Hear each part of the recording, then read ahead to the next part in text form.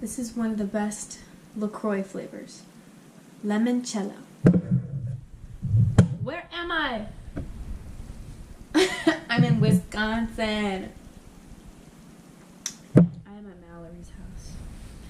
If you know Mallory, you know Mallory.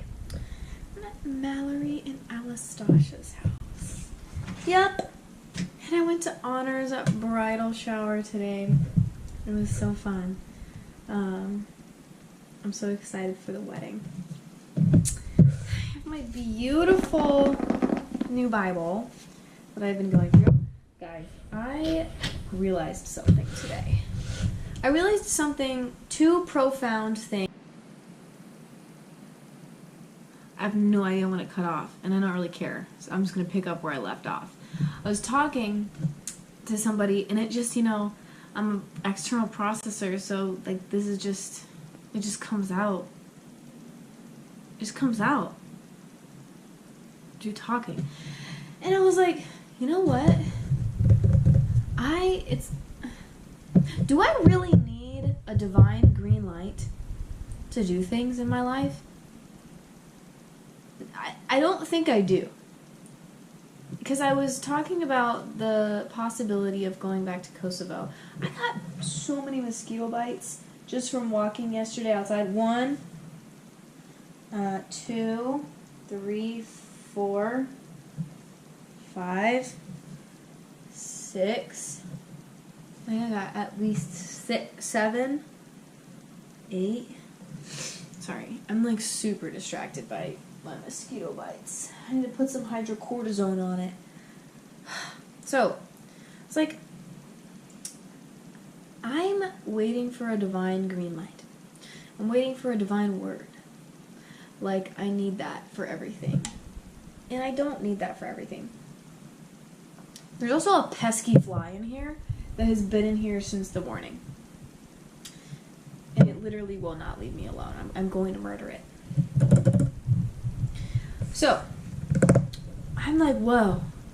And then, so thinking back to the day that I tried to fast, I was like, oh my gosh.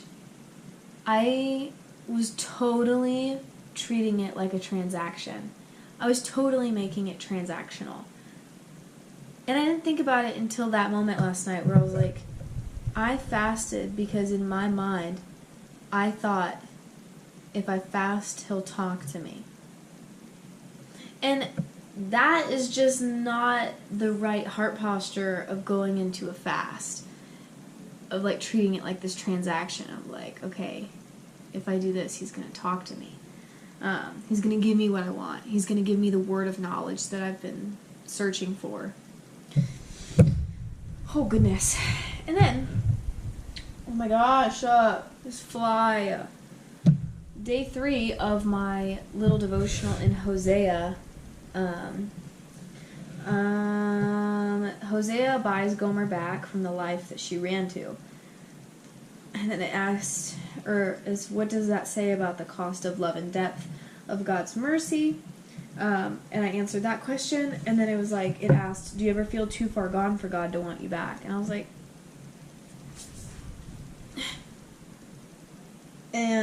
yeah. I was you know what? Even now, I feel that way. As in, in this season.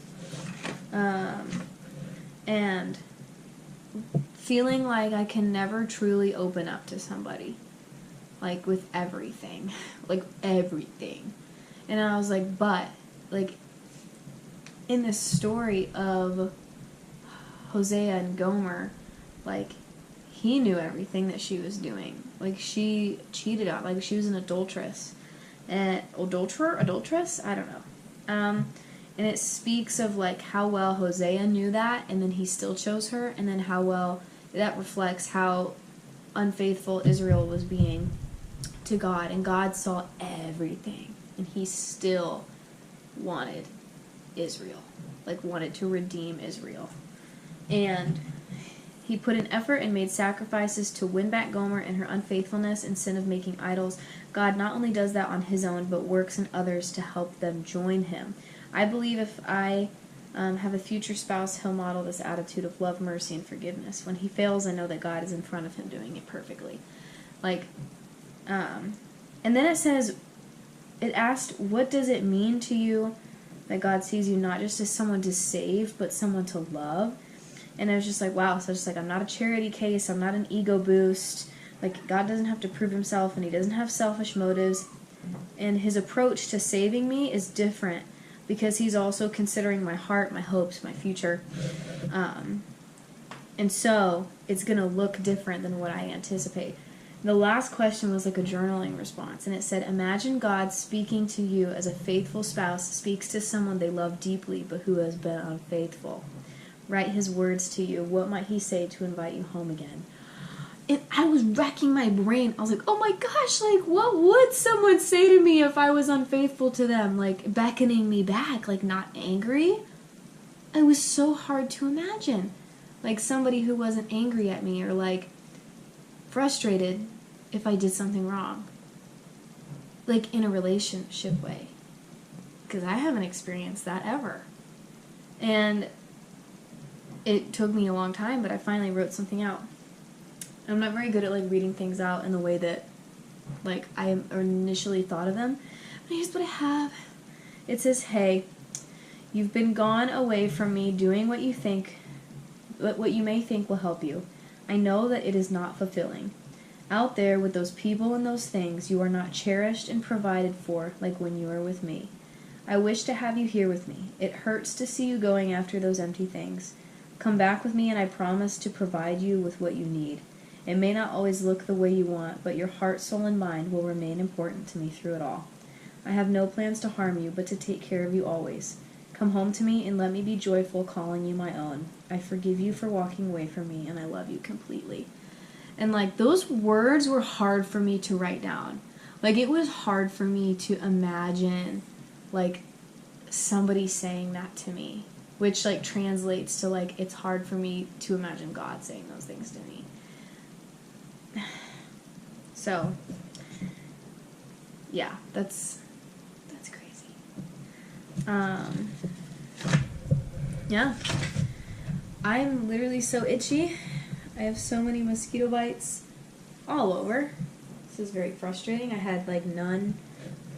All of my mosquito bites were, like, dead when I came to Wisconsin, and now I just got a whole bunch of new ones. Thank you, Madison. Thank you, Madison. That's it. Peace out, Girl Scout. I'm gonna get a fly swatter and kill this little guy because I hate him. And yes, may the Lord bless you and keep you. May his face shine upon you. Pray for my mosquito bites, man. And GoPro, stop recording.